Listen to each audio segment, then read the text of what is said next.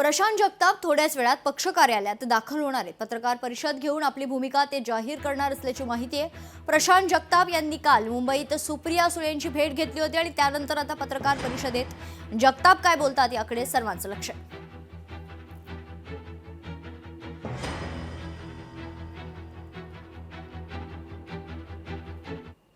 नाशिकमधील ठाकरे सेनेतील पदाधिकाऱ्यांनी शिवसेनेत पक्षप्रवेश केलाय।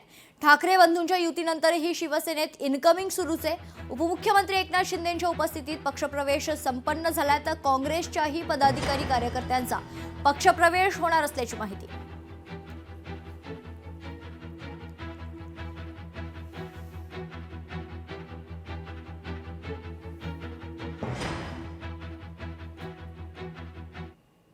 राजापूर नगर परिषदेवर महाविकास आघाडीचा विजय झाला। हुसन मानो खलिफे यांनी नगराध्यक्ष पदाचा पदभार स्वीकारलाय। महाविकास आघाडीच्या कार्यकर्त्यांचा जल्लोष या ठिकाणी पाहायला मिळतोय।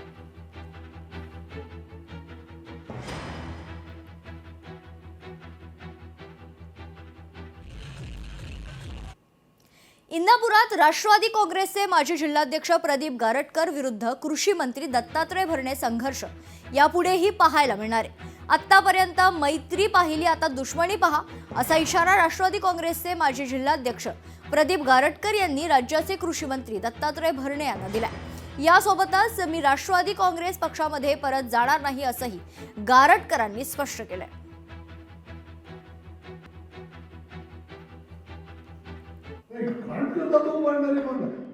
फॉर्म भरल्यानंतर माहित नव्हतं तरी फॉर्म भरलाय। हो, गारटकर फॉर्म भरला तर कळलं असेल की मग का तुझ्या उमेदवाराला फॉर्म मागायला नाही घ्यायला लय गारटकर दादा पुढचा होता तर मग फालतूगिरी बोलून जाऊ नका। जर करायचं आक्रमण करायचं तर समोर करा। हे असलं पुढचं राजकारण माझ्यासारख्याला कळत नाही, माझ्यासारख्याला झेपत बी नाही, नीट लक्षात घ्या। त्यामुळं त्या समोरच्या सगळ्या लोकांना सांगतो, आजपर्यंत मैत्री पाहिली, आता दुश्मनी बघा।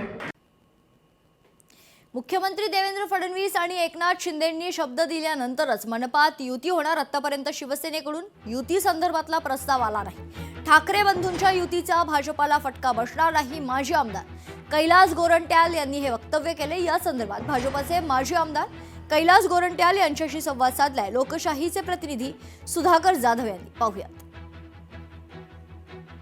आपल्यासोबत बोलण्यासाठी भाजपचे नेते तथा माजी आमदार कैलासजी गोरंट्याल आहेत। सर, काय सांगाल? 2 दिवसाचा अल्टिमेटम दिलाय शिवसेनेने आणि प्रस्ताव दिलाय, कुठला प्रस्ताव आहे युतीचा? मी भारतीय जनता पार्टीचा प्रचार प्रमुख आहे। माझ्याकडे आता पण कोणताही प्रस्ताव त्यांनी पाठविलेला नाही।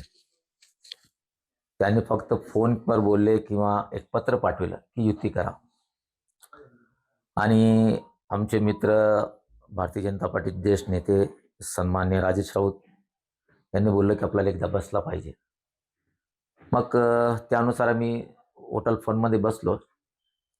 त्यात 2-3 गोष्ट मी क्लिअर केलं की एकतर तुम्ही जे महापौर स्वयं घोषित केला त्याला म्हणू शकता की हे आमचा एक जुमला होता म्हणून। दुसरा प्रस्ताव असा होता की मैत्रीपूर्ण लढू आणि ज्याच्या जास्त आले त्याचा महापौर करू, नाही तर जिथं आमचे जास्त लोक आहे आणि जिथं तुमचे जास्त आहे अशी यादी आदान प्रदान करू आणि त्याच्यानंतर चर्चा करू, असा एक प्रस्ताव मी दिलेला। शिवसेना आणि मनसेची युती झाली आहे। उद्धव ठाकरे, राज ठाकरे एकत्रित आले। मुंबई महापालिकेवर किती परिणाम बसेल भाजपला?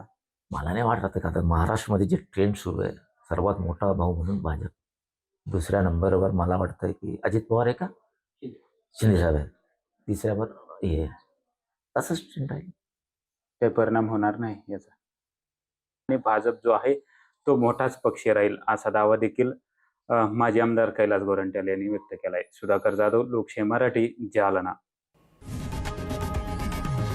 लोकशाही मराठी ऐका, पहा, जागरूक रहा।